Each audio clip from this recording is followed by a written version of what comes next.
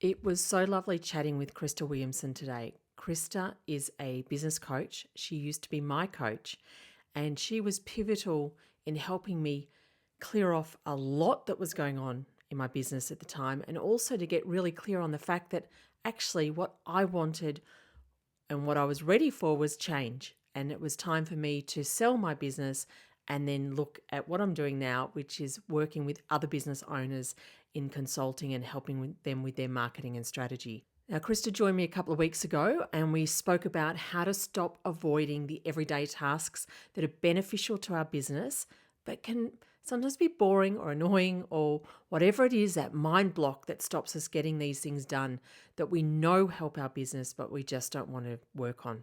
We also spoke about helping business owners very slowly move out of their comfort zone into that slightly more visible space, because we know that people connect with people and people want to support business owners and people behind the business rather than just supporting a faceless business. And so we had a chat about those two topics. So make sure you check that episode out as well. There's lots and lots of information that Krista shares there. But today we're talking about how business owners can move into their leader shoes. It's a great chat about how we can step into something that for so many of us feels foreign, uncomfortable. How do we get here? How are we suddenly considered leaders? What that means, and how becoming a leader in your business means that you can really propel your business rather than just sitting back being a bit more of an operator.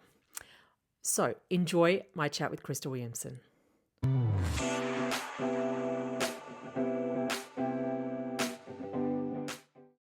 Hello, everyone. I'm Nicole Kelleher, the host of Customer Connect. Thank you so much for joining me today.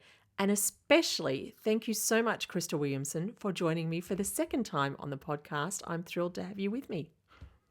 Well, thank you so much. I'm excited. I can't Excellent. wait to hear what you're going to throw at me today. Well, today, after our last conversation, we sort of just had so many other topics that we were talking about. So today we thought we'd look at stepping into the leader's shoes. And I personally know throughout my journey of having staff, particularly when, we had up to 20 staff, I personally didn't do a great job of this. I know, so I can sit back and say there's some things I did well and some things I never quite felt comfortable with and struggled a bit more with. And I think a lot of business owners fall into that space and don't really make conscious decisions. And we don't have training to be managers like you do in corporations and so forth to support us on our way. So we thought this was a really good topic to have a chat about today. But before we start, Krista, can you just tell us a little bit about your retail and coaching journey? Sure. So, my retail business, I was a retailer for about 20 years, very similar to you. I started online. I don't think you started online. I No. started online and, oh, you did too. Mm. And then opened my first store and then my second store, and kind of the rest is history. And I did that for about 20 years. And I think one of the hard things for me, and this will relate to what we're talking about today, was I felt like I honestly had three separate businesses and, and all the staff. And my staff used to go back and forth between my stores and work in the online business. And, like you, and I don't think I've ever said this out loud before, I didn't really do a great job lots of times either. And it was one of the hardest things I think about being a store owner was having staff. So I did that for about 20 years. I loved it and I sold it and I became a coach. And that transition period was a little bit I guess funny for me. Initially, I turned to coaching more for personal stuff, and and then after a while, I realized how helpful it was for my business, and it really just changed my experience in my business. And after a while, I realized, oh, this is what I want to do. And I had people kind of elbowing me saying, like, this is for you. You should look into this. And so when I sold my business, I started my coaching journey, and it's been about 5 years now, and I love it. I love everything about it. And Krista, you are an amazing coach, and I'm incredibly grateful for our time together as my coach because you certainly helped me through pivotal times. And so we spoke about this in our last session, but chatting with a coach is so beneficial and something that we often think about in crisis rather than thinking about in growth.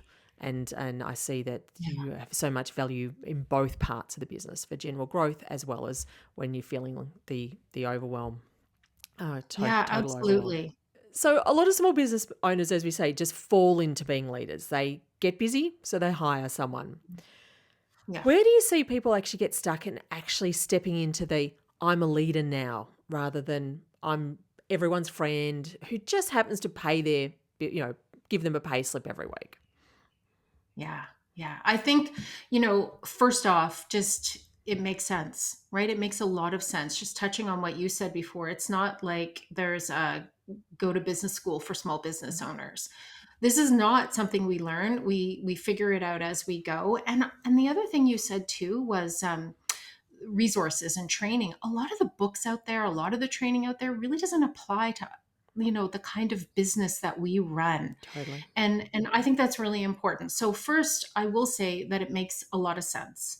We all have this like self concept, who we think we are, how we see ourselves, and it has to catch up when you start hiring people and you become a manager or a leader, however you want to look at it. And I kind of see them as separate roles.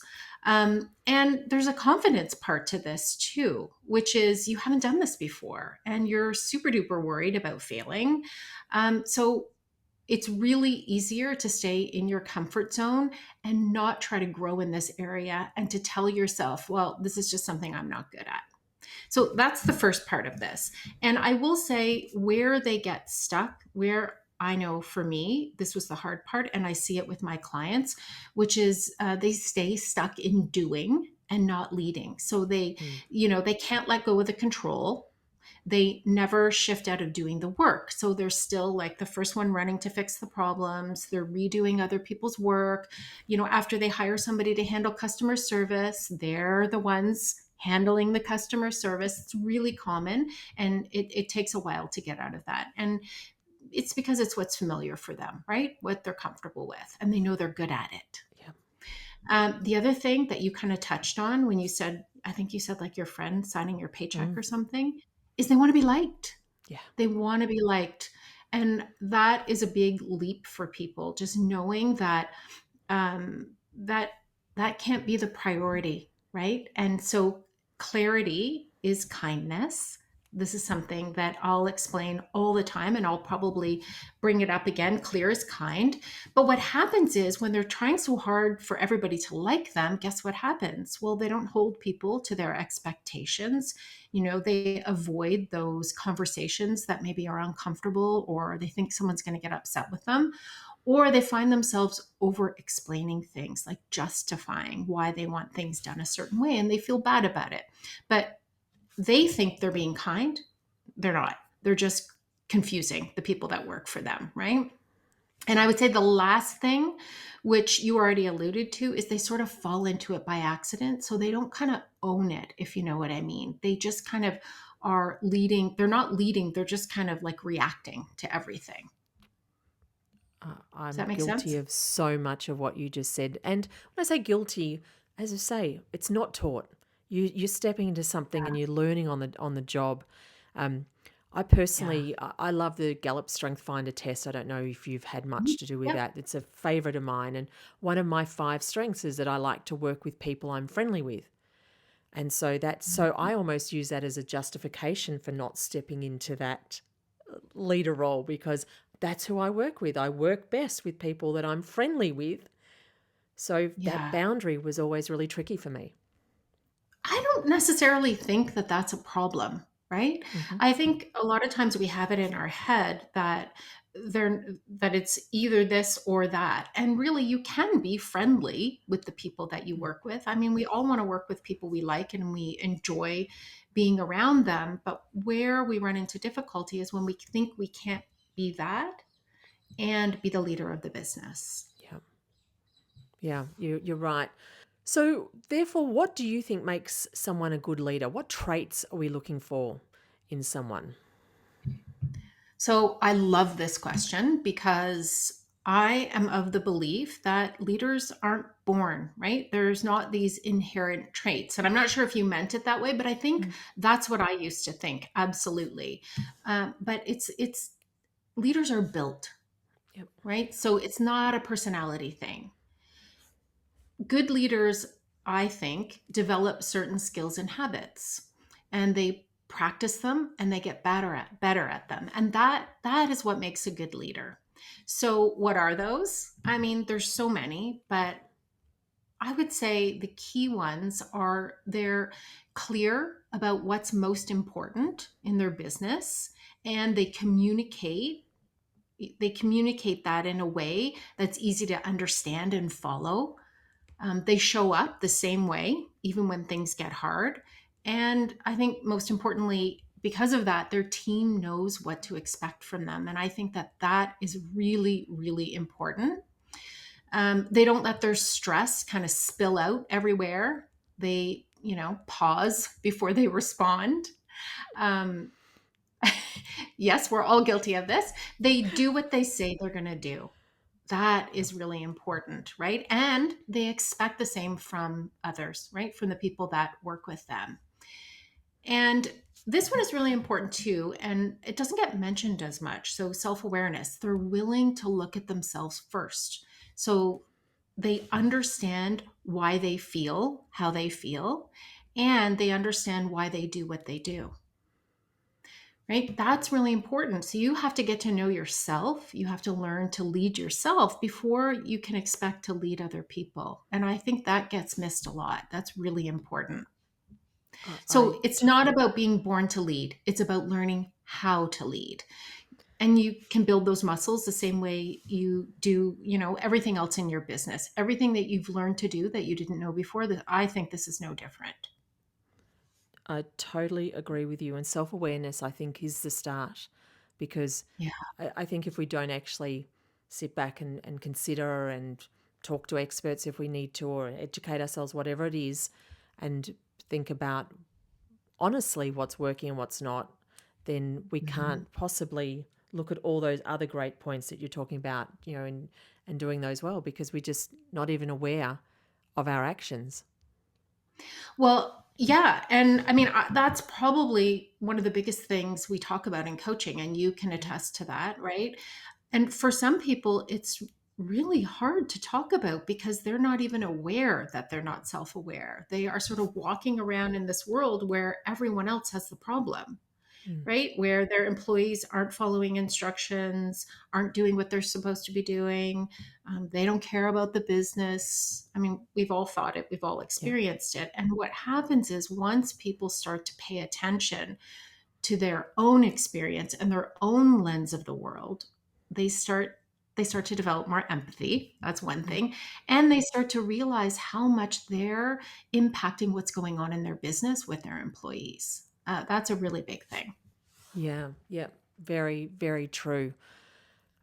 One of the things that I've been thinking about is when people do start working on their leadership side and looking at that very consciously, that a lot of small business owners, I think, consider it, they think it sounds arrogant to call themselves a leader. But what do you say to someone who has that kind of opinion or kind of view about their role as a leader and whether it's considered an arrogant thing to be a leader in their business? Yeah, I think it can feel weird for sure in the beginning, right?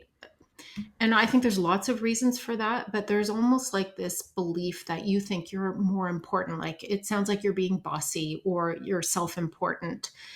And part of it is because you don't know a lot of people who run businesses. You sort of feel weird about it, right? Maybe your friends make comments. So there's that part of it.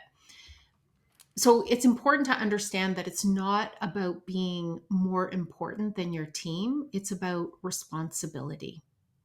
And I think once we kind of make that connection, that part of it goes away for so many of us because you're responsible for the direction of your business, right? You're responsible for the results of your business and you're responsible for the people who deliver those results in your Yeah. business. That's why they're there, right? They're there to do the work that you can't do anymore because there's too much of it to do. Yeah. And we get all caught up in our head about it, and we think we're being arrogant. We think we're better or more important, or other people are going to see that. But once we can sort of put the pieces together and understand our role, and there's a good analogy about this. So think of it like being the driver of a car. So everyone in the car matters. Everyone's going to the same place, but only one person can have their hands on the wheel, right? Only one person can actually drive. So that person's not better than the passengers. They're just the one responsible for getting them there. So it's not about acting superior or being invincible. It's about owning responsibility. That's really what it's about. Yeah, yeah, I think that is very true. I also, I have a bit of a pet hate that we talk about small business rather than just independent business, or, because Mhm. I think using the word small in relation to our businesses potentially makes us feel that leaders are all of big corporations, of government, of bigger corporations, and so that term leader doesn't necessarily seem to correlate with something small, which is very untrue, but I think that sort of sits there in people's minds as well. Yeah. And well, I agree with you. I know what you mean. And I say it all the time because I think how this came about for me was wanting to differentiate my type of business from a big corporation, right? Because we tend to be more, we contribute to the community, we hire people in the community, we run events and things like that. So I think the idea of small business was to create community. I mean, I could be wrong, but that's kind of how I think about it. But I think what you're saying is it sometimes minimizes Mm. our role as the leader of our company, right? And so we do have a role as a leader. There, we're the leader as in the vision, like where our company is going, and that's one part of it. And then the other part is more what we're talking about, which is like more the managing people Yeah. aspect. And they're kind of two separate things, and we have to balance them. And I always like to remember that in big corporations, they hire people for all of these things. And we have to learn to do our best at all of them. And so we have to be, we have to give ourselves a little bit of grace because it takes time, and we learn it as we go, and we do it imperfectly. And that's good enough, right? And doing it imperfectly is the key, though. Doing those That's little right. steps. Yeah, I love that. I'm going to remember that. Um, so let's say we've got our first employee, and we've moved into that role. So what changes the minute someone reports to you? What do you need to immediately be, or how do you have to be different in the way you speak and your time and so forth when you actually get that first person reporting to you? Yeah. So the dynamic changes, right? So I don't know about you, but I think the first few people that I hired, I knew it Mm. just seemed like this natural thing to do. But what you realize is the dynamic changes, the dynamic of you with the people in your business, and just how you relate to your business. So whether you wanted to or not, your role has changed, and your words, even your tone of voice, carries so much more weight, right? And they look to you for direction. Again, whether you like it or not, they look to you for direction. So you have to really be aware of that, and give yourself some, some quarter here that it's not like you're going to change overnight. It's a practice, right? How you're going to look back a year from now, 2 years from now, and we could both probably talk for hours about this, just how we progress. So the key things, I think, which you mentioned, being more intentional with how you communicate. And what I mean by that is being more like being specific, Yeah. being directional, being respectful. Not that we wouldn't want to be respectful, but I think sometimes when we can take on the role, we're just trying to get things done in our business. And sometimes we can come off as disrespectful, right? So being clear and being intentional, those things are important. And you said about being available, our availability. So this is a hard one, right? Because you cannot be available all the time anymore. And a lot of people think it's the opposite. I have to have an open door policy. That's what's going to make me a good leader. But I think it actually takes away from good leadership Mm. for two main reasons. And I think the first one is you have to create space for the people who work for you to think through their own problems, solve their own problems, and take ownership of their role and their output. Right. So that's really important. And then for yourself, you have to put guardrails up. You have to protect your own time so that you can, you have time to think strategically and so that you can execute those high value tasks, right? Because that's why you've hired people, because you can't get everything done. And so you focus on the things that are, that you're going to do. And then I guess the last thing would be that you need to be more thoughtful about what you share. Mm. So, what I mean is, you need to manage your emotions. You need to not transfer pressure onto your employees. And I think that that's hard. If you haven't done that before, it takes a while to figure that out because when you work closely with people, like you said, if you like them, it just feels natural to start sharing that stuff. But you do have to use your discretion in that area because of the impact it can have on them. I personally think that was the area I did the worst, and I own that. And I think part of the solutions maybe is, again, you coach or you have a network of business people you can talk to and vent and help. Because small business, when you're making every decision yourself, I think it's very natural to talk with with your staff. And some decisions, of course, are made together. But you Hmm. have got times when it's you who needs to make it, or you've got concerns or whatever, or it's another staff Yeah. member. And I know that I cross those lines from time where I talk to someone where I should not have. And Oh, me and too. yeah, and you I think that, I guess, again, starting to be aware is the beginning of it, and then trying to change the behavior um, on that one. It's I think And personally I that was think the it's really hardest. normal. Yeah. Yeah, sorry, I didn't mean to interrupt you, Yeah. but No. I just want to say I think that it's really normal. I think that it's natural, right?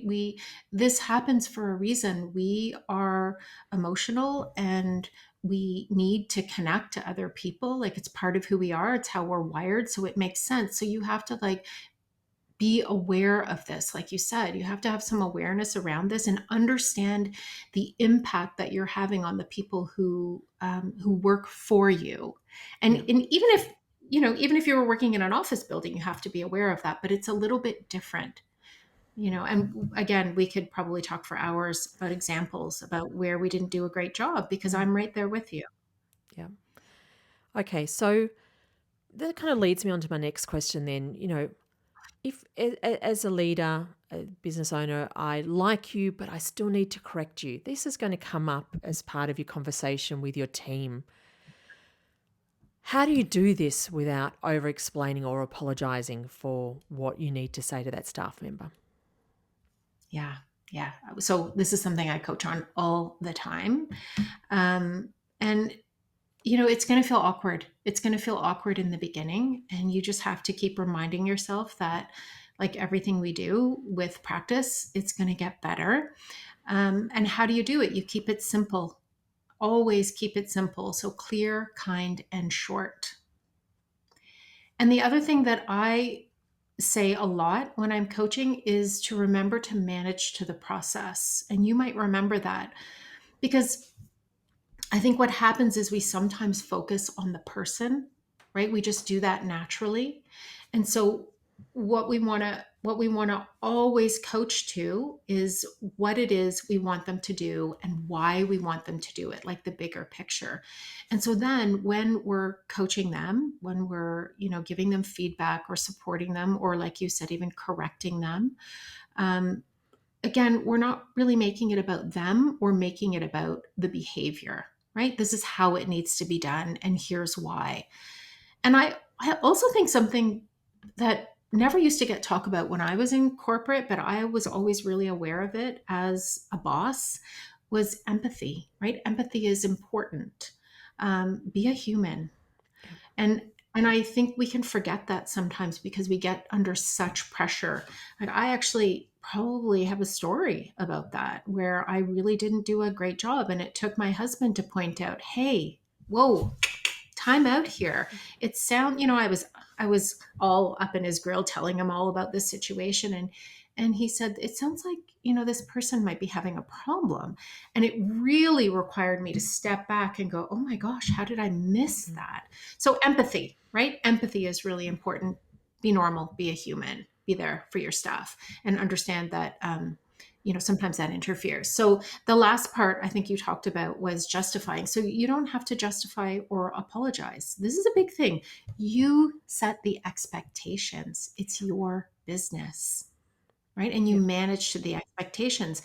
And they don't have to work for you, right? If they don't agree with the way that you're doing. Now, I'm saying that obviously in this container of we're being respectful, we're following the Yeah. laws, we're doing all the things we're supposed to be doing. Yeah. But, you know, I had a certain way that I liked the phone answered in my stores. I didn't like it. In fact, I had a rule that you couldn't say no problem. You had to say thank you. And some of the people that came in to work for me, I think they thought I was just bananas, but it was really important to me. I felt like it set the tone for the store. Right. So things like that, and I would correct them on it, especially in the beginning until they just got used to it. Um, and the other thing that I would say is you can care about someone and you can hold them accountable. So it's not or, it's and, right? It's not one or the other. You can care about them and you can hold them accountable because it's just like in personal relationships, clarity. Well, I said earlier, clarity is kindness. Well, clarity protects the relationship, right? So if Yeah. you're really clear about what the expectations are and you keep an open conversation and you give feedback and you use empathy, then it's better for everyone and better for the business. And your earlier point of talking about the process removes that personal a little bit too, which I think is Yes. very helpful in being able to, continue that messaging of what you expect and need. As you say, it's not about Yeah. the person, it's about the process needing to be followed. Yeah. It neutralizes it. Mm. Right? I've Because loved that. when it's about the person, we have all of these thoughts. It becomes emotional whether we like it or not. But if we can neutralize it and both of us can agree we're talking about this thing that needs to happen in the business, we're not talking about how I suck or you suck, right? It neutralizes it and it gives you something else to focus on where you can work together. Yeah. Yeah. So, what kind Yeah. of behaviors quietly undermine new leaders and make staff stop taking them seriously? Yeah, I think there's so many. But I think the big one, a big one, is gossiping, oversharing stress, which we talked about before, Mm. um, bringing your personal frustrations, talking to your staff about that, complaining, like things like that. And again, it's all normal stuff, Yeah. but it does undermine your relationship. Inconsistency, like you're a stickler for the rules one day and then you don't care the next, or you're a stickler with some people and not others. I mean, we've all experienced what that's like. It's not good, right? Not setting a good example. So do as I say, not as I do. And of course, I'm not talking about that you have to pitch in and do their job kind of Mm. thing, right? Right. I'm talking about you said you were going to get this to them. You said you were going to do something. You set a good example. Another one, jumping in and fixing, like taking over or speaking for them or taking over with a customer. Oof, that's a big one. And mostly, why do we do that? To relieve our own anxiety. I mean, I know I did it. You probably Yeah. did it too. um, Not letting them own their own work. I mean, I would say that those are the big ones that I see. Yeah, totally agree with you. And I think that whole oversharing and so forth really keeps coming up as something that I think is one of the harder things, again, because you're small and you're looking for input. But I totally agree with you. I guess what I want to say about that is that this is about self growth. So, part of leading your business and leading your team is self leadership. And that is something I talk about all the time. but your own personal growth. And people will come to coaching for specific issues. Say they want to become a better leader, and they come in thinking, they come screaming in thinking that it's everyone else, or, they have to learn some new things. But where's all the value? Self growth. And really, this is a large part of it, and that's where it shows up: oversharing, not being able to manage your emotions, you know, gossiping, things like that, really natural things. And once you are aware of that and you work on that and you have some self growth, that changes. Yeah, I totally agree with you. And it is, as you say, it's natural and one of the harder things to deal with. And that's probably why it always comes, it takes us a while to get there, the self growth Yeah. side of things.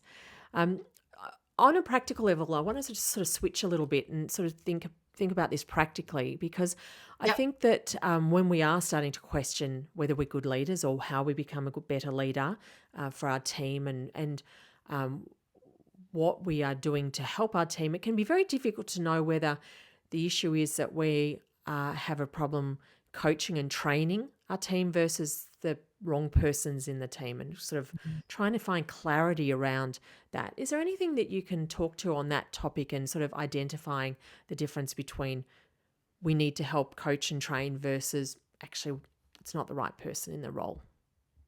Yeah. I think it's not black and white. And sometimes you know right away, and sometimes it takes a little bit longer. But I think there's, I guess, three questions or three things you can ask yourself and think about. One is, was I clear about what success looks like? And we sometimes we think we are, but we are not. Have I given feedback and support? And I'm going to add enough there. Have I given enough? And I think why that's important is because we always think it should be faster. And that is definitely something I hear with my own clients. Like, I don't understand. I've explained it to them, blah, blah, blah, blah, blah. They are not getting it. It takes time, right? So sometimes it's how long we've been doing that. And is there a willingness to improve? So have I told them what success looks like? Have I given them feedback and support? And is there a willingness to improve?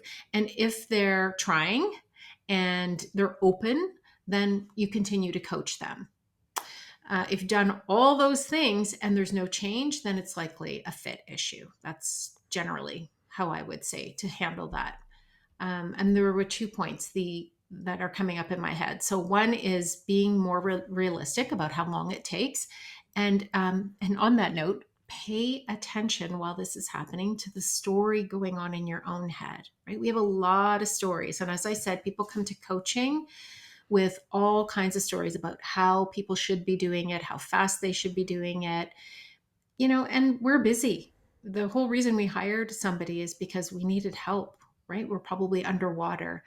And so we really have to, again, self awareness, be clear about the way we're thinking about this. But those three things, I think that's a good filter. I think that's really helpful. And as you say, having enough feedback, willingness is really important, as you say, and Yeah. being clear. I definitely think that's valuable. So we're now aware that they're the kind of three filters that we're looking at when we're working with a staff member. What are the signs that we've then held on to the wrong person for too long? And maybe that's out of guilt or avoidance that we've done that. Yeah. Avoidance is expensive, right? Your Hmm. staffing is one of the, next to inventory, it's one of the biggest expenses in your business, right? Inventory, rent, staffing, marketing. So avoiding is expensive. I can't say that enough. And how do you know? Well, one, you're dreading talking to them, like you dread when you have to deal with them. Other people in the business dread, you know, you're redoing their work all the time, and maybe you're not talking to them about it because it's too uncomfortable, right? So you're just like not mentioning it. The rest of the team is walking on eggshells or they're quitting. I can't tell you how many times I would let someone go, and I would have one by one people coming into my office going, thank goodness. And this has been going on for months. They're not going to tell you. No. right? You have to think about the situation that they're in. They're not going to tell you they have to work with these people. Other things, rationalizing, they're loyal.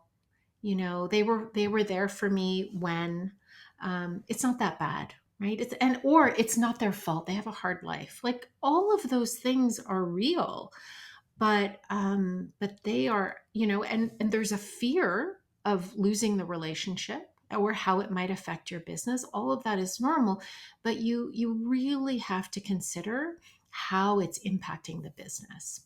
And I think that's it. Yeah, those are the big ones.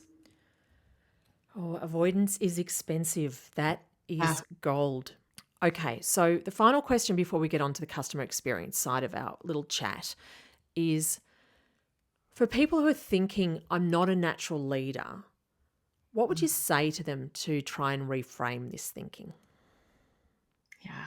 So, again, I would reiterate that leadership isn't a personality type because I think we really think it is. We all see people who we think are just these natural leaders, right?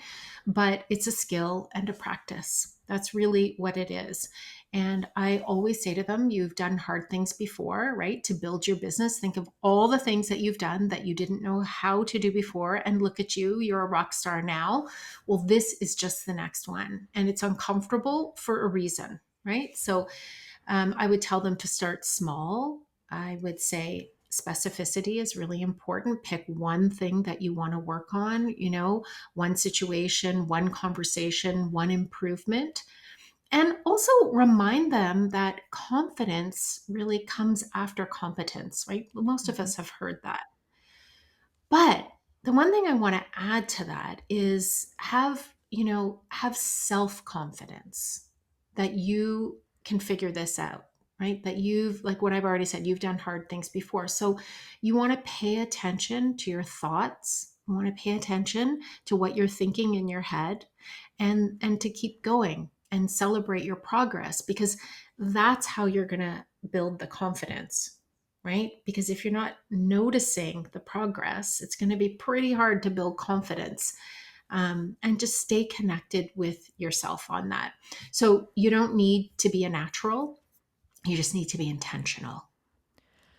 I'm going to share an example here. My husband is in corporate world, so we'll forgive him for that. But he's a manager, and many years ago, he would have staff in tears when he was had issues that were going on and so forth. And he is the best manager I've ever seen. And I hear him now at home talking to his staff, their weekly or bi-weekly catch up, checking in on them. His reports, his staff adore him. And Mhm. he is a man who we joke doesn't have much empathy. He does, but you kind of the running joke. He has had to learn because he's not the exuberant, you know, effervescent manager that you'd think would be that person. And it is learnt behavior and Yeah. it's taken him a long time, but he's bloody brilliant at it. And, so It's a he's the skill. example of someone who has learnt to become a brilliant manager. Yeah, that's so good. And it's funny what you said. You joke about the empathy thing. I think a lot of us looking from the outside in, when we look at people we think are good leaders, we will sometimes think, oh, well, but they don't have emotions or this isn't hard. But the ticket is learning to delay that urgency and not reacting from emotion, right? That some people, either learn that young. And so it's maybe, we could say it's something that they carried with them. And some of us have to learn it later on in life. And that's what it is, right? It's not that you Mm. don't have emotions. It's not that you don't feel that urgency as a good leader. It's that you don't act on it. And I think that that's really important. Yeah, And yeah, and that it takes time to learn these things. Like everything else absolutely. you've learned how to do. Absolutely. All right, let's switch over slightly and kind of get into the customer experience side, which we love to talk about because you and I both look at customer experience being that levy for the Mm. business. So Yeah. we will tell our staff we give great service here, but don't necessarily define it. And then we can get a bit annoyed if it's not delivered. So, where do new leaders go wrong in trying to set standards for service in their business? Yeah, this is so good. I know you and I had a big conversation about this. They're not specific, right? They talk about customer service like it's this feeling. So they never really define what it actually means. Like, what does it look like? So for the person working for you, they need to understand what it looks like. What does it sound like? Because if you're not specific and clear, then your team is just left guessing, right? Because everyone has a different version of what great service is. And I would say the other thing is you're inflexible, right? Flexibility is really important. So they're vague instead of specific. They tell, but they don't show. That's a big one. Or they say it once and they move on. Mm. I think that's a big thing. They don't understand that it's your vision, it's your definition, it's your version, and so someone else is learning it. So you have to give them feedback. You have to help them with it. I think a good example of this are service standards, like for greeting a customer. So I'm thinking back to my retail days when I had my stores. I had absolute rules around that. I don't fully remember. I don't know. Maybe it was like 45 seconds or to a minute or something, but you had to greet a customer no matter what was going on, no matter whether the store was busy or not, right? Whether you were engaged with a customer. So I had to teach them not just, to do that, like not just that that's what I expected, but how do I do that? Right? So little things like you never leave your back to the door, right? You say excuse me to the customer you're helping, and you go up to the person who just walked in and you introduce yourself and you tell them you'll be there in a minute. Well, if you don't tell staff that and they've never done that before, then how on earth could they possibly know that that's the standard, that that's what you mean by good customer service, right? How to answer the phone, we talked about that. How to respond to messages, emails, requests, complaints. Like you have to really spell it out and be really clear, and show them and help them understand how to implement that and troubleshoot it for them. I don't know. Did I miss anything? Do you have No, anything? no, I think that's so true. And I was just thinking back to our previous conversation. Sometimes it's the boring things in our business, those day to day that we kind of go, oh, how do we do this? And it's Yeah. really important, like getting back to the customers, going through our inquiry books, all those things that are very Yes. housekeepy and very mundane. And oh, God, do I have to? And making it very clear that that's something that is a priority and that is what you expect in your business. And as you say, making sure it's very clear and specific. I think that's great. I just thought of something. You know how we talk about when you have kids, like childproofing? I have little grandchildren now, so I think that's where this came from. How you have to get down on your hands and knees and sort of like hobble around, which is really hard to do now, but hobble around and see the world from their perspective so that they don't get into trouble, and pull things on them or stick their fingers in things. Well, this is no different. You Mm. have to teach your staff how to look at the experience from the customer's perspective. And you, in turn, have to do the same thing for your staff. They cannot read your mind. Osmosis is not a thing. Yeah, yeah. And that's just made me think, going through the store, making every staff member walk through your store like a Yep. customer, whether it's online or a bricks and mortar store, the process, what you do, how you do it. Um, Yeah. and what you would think if you got an item. I remember early on when we were doing online orders, one of my staff was trying to do the right thing by me by reusing boxes, and I remember something Mm. not quite fitting and she kind of got it into this ugly box, and she was trying to help Mhm. save money for the business. So her intentions were good. I looked at it and Mhm. thought, if I was the customer getting that, I'd be going, geez, that's horrid. And possibly Yeah. the items damaged. So being very clear in that Mhm. sort of in those small areas. Yeah, there's so many examples of that. Like as you were talking, I had to like stop my brain from thinking of all the examples of that, right? Like all the things that you don't realize that you not only are they your vision, but you've perfected over the years running your business, right? Because in the beginning, chances are you did a lot of everything yourself. So you got really good at it. And then you bring someone into the store and you're like, well, why can't they wrap a present? Like, my goodness, we cannot send this off or pack a box or write a note. It doesn't even occur to you that you figured that out through trial and error, right? It just seems like this obvious thing that you don't even think about. So that's really important. So let's think about practically. Let's try and, as you say, both of us have got heads exploding with ideas here. So from let's say we want to document 3 expectations for a team to deliver great customer experience. What would you make sure was on that list as your kind of your top 3? So I think, number one, be attentive, be present. So make the customer feel seen and heard, right? That's really important. Communicate clearly, like keeping people informed, no surprises. And I think those two things are different, right? Because a lot of times we think we're being clear. That's a skill that we have to develop.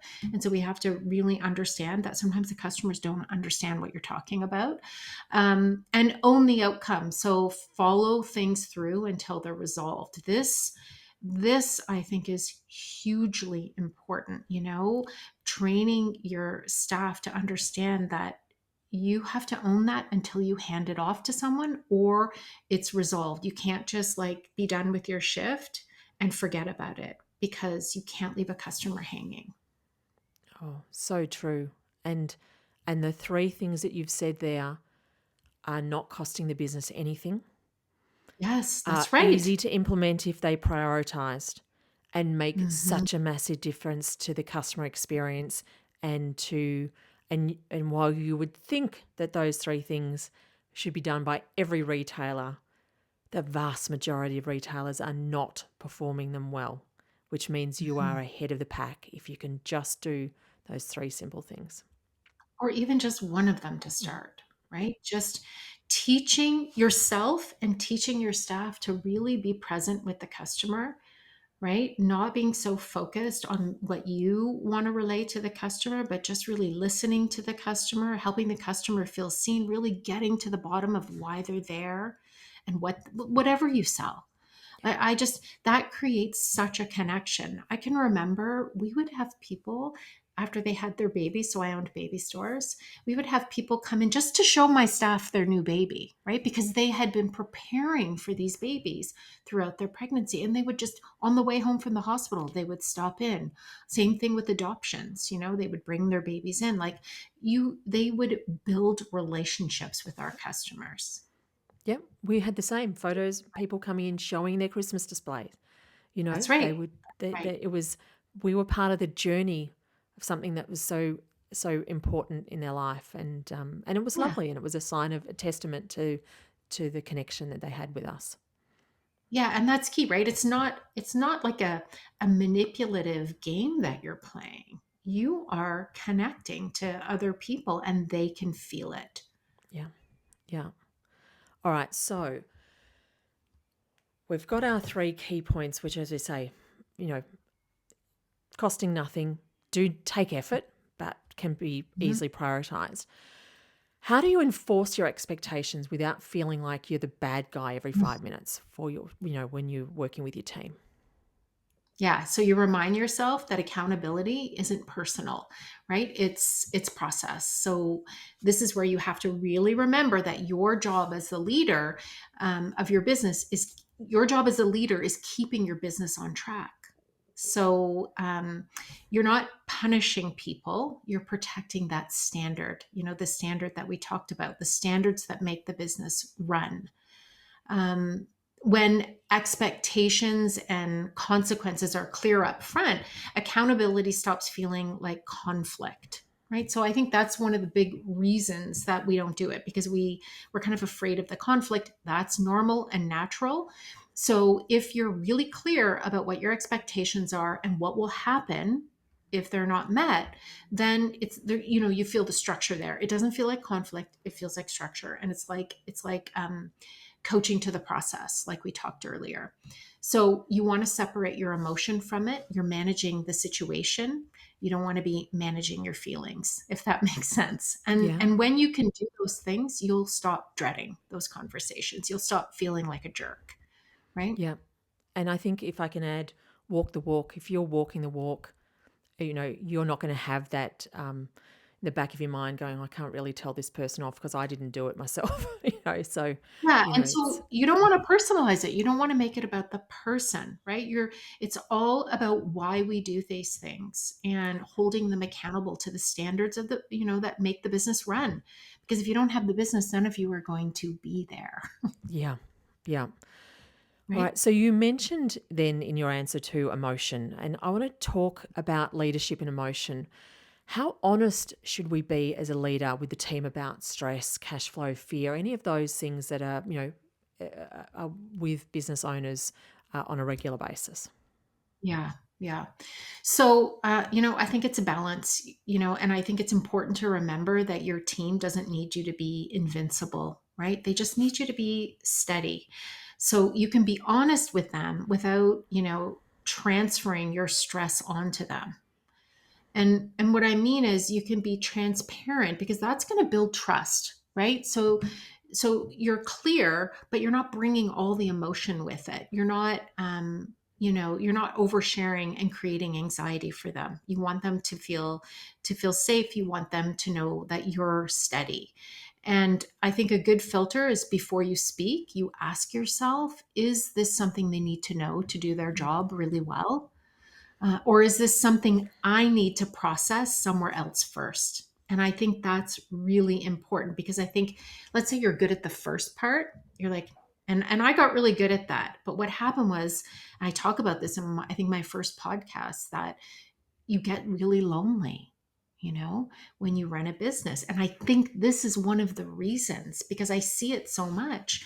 So you can't hold everything inside. You need to process some of this stuff, the pressure, the things that are going on, the scary things, the decisions. Just don't do it with your staff.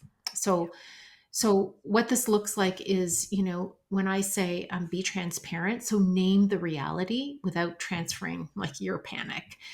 It's fine to say it's been a tough month or we're watching expenses closely, as long as you also give them direction. So you might say, here's what this means for us right now, or here are the things we're focusing on, right? So to recap that, it's you're telling them, you're not avoiding the reality, like they can see it, right? You're telling them, you're sharing them, and then you're helping them to feel safe. You're giving them that next direction and you're letting them know you've got this, right? This is not their problem to feel anxious about.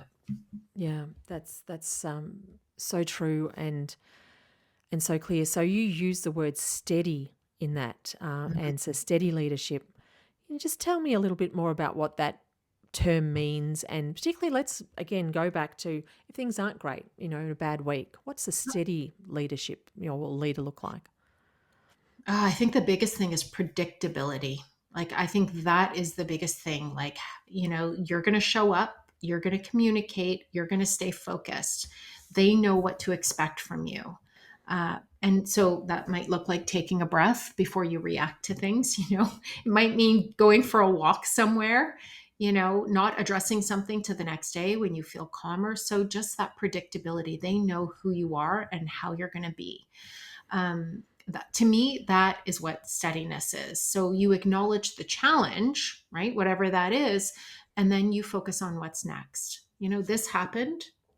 There might need to be some listening, some empathy, and saying, and this is where we're going. So this is our next step, right? This Yeah. and I don't know where I heard this before, but I loved it. It was like steady leadership is emotional consistency but under pressure. And I was like, oh, that is so good. So, how you do that is you step out of the room, you grab a glass of water, you go for a walk, anything that just calms you down. And it's important to remember that you don't, like, this is not going to be perfect. You just want to create a little bit of space before you respond. And that really just makes all the difference. And if you've already reacted, like you've already flipped your lid kind of thing, or you're in the corner kind of doing the lipstick thing, or watching Netflix, whatever, eating ice cream, um, what's really important is that you own it and that you go back and you just repair it. So it can be something really simple like, hey, I was frustrated, I'm sorry, I reacted that way earlier, here's what I meant to say. That's it. Right? Yeah. Such a useful thing. We sometimes forget that when we're running a business because we're so busy, right? But repair is really important because you are not going to be perfect. And, repair just builds trust really fast and way faster than pretending it didn't happen or trying to be perfect. And it's really important because your team will forgive you for a bad moment, right? But they're going to lose trust if it becomes a pattern, something that you do all the time. So repair shows accountability and maturity, and that's what strengthens relationships. So self awareness is the first leadership skill. And how do you get self awareness? By noticing, right? Being aware. And it's really as we've been talking about all of this, it's really the foundation for everything else. You can't lead others well if you're constantly reacting. You're leading from reactivity. So it's about learning to manage yourself so that you can show up the way you want to in your business. I think there's so much value in that. And the idea of the post-mortem of what you've done, rather than beating yourself up more, which we Yes. can do, that then becomes part of finding the next solution, maybe being able to slowly move down your reaction. As you say, it's practice, it's time, Mhm. but at least you're doing something positive out of it. And the value of apology, it is underrated, but so important.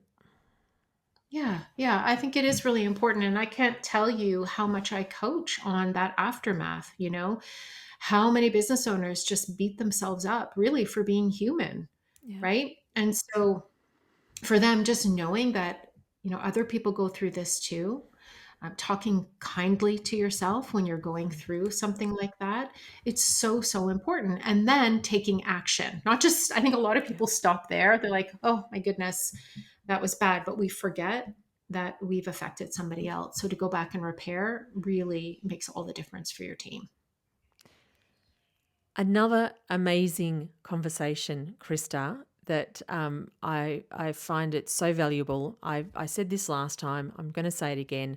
My sessions with Krista they really changed my behavior, and then they also made very clear what I wanted out of my life and my business life, which was actually a change to be doing what I'm doing now. And Krista helped by framing questions, by making me think about what I wanted, find what that was, and then was also very, very helpful in the actual process of actually selling the business, the retail business, and moving on. So thank you again for that, Krista, and of course for today. My pleasure. I loved being here. Anytime. It was great. Thank you.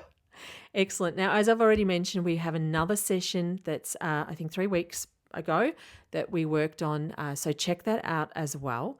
If you're not following the podcast Customer Connect, I'd love you to do that. But also, I want you to check out Krista's podcast, which has been running about 4 months now.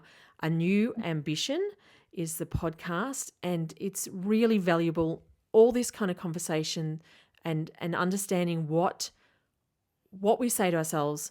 So often it is normal, but also helping us find ways to work through that. Because as you say, it's not just a matter of recognizing the activity or the behavior. It's what do I do to change that, to change my environment, my situation. And your tips in the podcast are really valuable there. You can also find Krista on Krista, which is Krista Williamson.com. So check out her website, her coaching. I think you've heard enough from me. I've so much value. I'm so grateful that we met. Krista's in Canada. I'm in Melbourne. We work at the other end of the time frames. One of us is either in our jammies or the other one is normally when we connect. But it still works, and it doesn't matter where you are around the world. She's got gold for you. All right, everyone. Thank you for joining us both. Again, thanks, Krista. And we'll see you all soon. Thank you so much. See you soon. All right, take care, everyone. Bye.